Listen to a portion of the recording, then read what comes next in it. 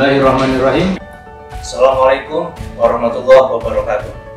Para pencinta dan pengguna bahasa dimanapun berada yang saya banggakan.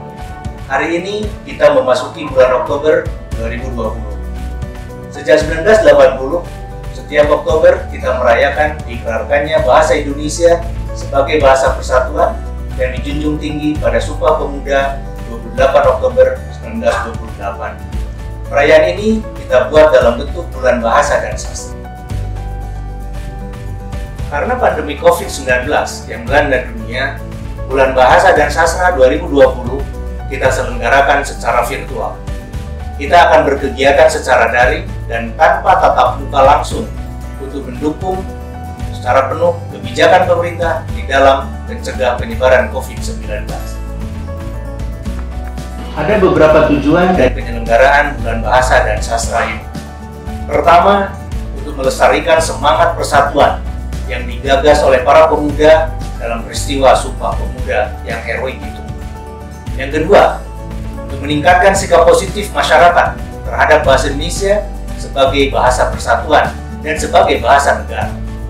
Yang ketiga, untuk meningkatkan peran serta masyarakat luas melalui berbagai aktivitas kebahasaan dan kesastraan. Tema Bulan Bahasa dan Sastra 2020 adalah Berbahasa untuk Indonesia Sehat. Tema ini berkaitan erat dengan pemahaman bahwa kemampuan yang baik dalam berbahasa dan bersastra akan membantu masyarakat untuk saling memahami. Dengan kesalingpahaman tersebut, permasalahan apapun dapat diatasi, termasuk dalam mengatasi pandemi COVID-19. Oleh karena itu, kita bersama dengan bangsa-bangsa di dunia harus menghadapi tantangan ini secara bersama-sama. Kata sehat dipilih untuk menggambarkan keadaan yang diinginkan oleh bangsa kita, yaitu bangsa yang sehat secara utuh. Untuk mewujudkan bangsa yang sehat, jasmani atau fisik, dan rohani atau mental tidak boleh saling terpisah satu sama lain. Pada bagian itulah bahasa dan sastra berperan untuk mewujudkan bangsa Indonesia yang sehat. Sebab berbahasa yang sehat akan membawa kepada keadaan mental yang lebih sehat. Sementara bersastra salah satunya merupakan realisasi dari pikiran yang sehat. Logo Bulan Bahasa dan Sastra yang kita gunakan pada tahun ini tersusun atas huruf B, B, dan S yang membentuk pola daun. Daun dipilih karena merupakan berkah alam untuk kesehatan, baik dalam penyediaan oksigen maupun sebagai makanan dan obat.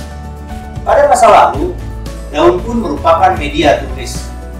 Pada masa sesudahnya, keberadaan kertas juga tidak dapat dipisahkan dari pohon-pohon berdaun. Logo dalam posisi tegak menunjukkan keteguhan dan konsistenan. Sikap istiqomah atau konsisten melambangkan bahwa bahasa dan aspek keindahannya dalam sastra selalu berdiri lurus, tidak condong ke kanan atau ke kiri, dan tidak berpihak kepada siapapun kecuali ingin tetap berpihak kepada kebenaran. Bagian melengkung pada sisi logo menunjukkan gerak dinamis bangsa Indonesia yang senantiasa bersemangat, berenergi, dan bertenaga untuk menuju Indonesia unggul dan mampu bersaing dengan bangsa lain. Sementara itu, bagian meruncing pada bagian bawah logo melambangkan mata pena.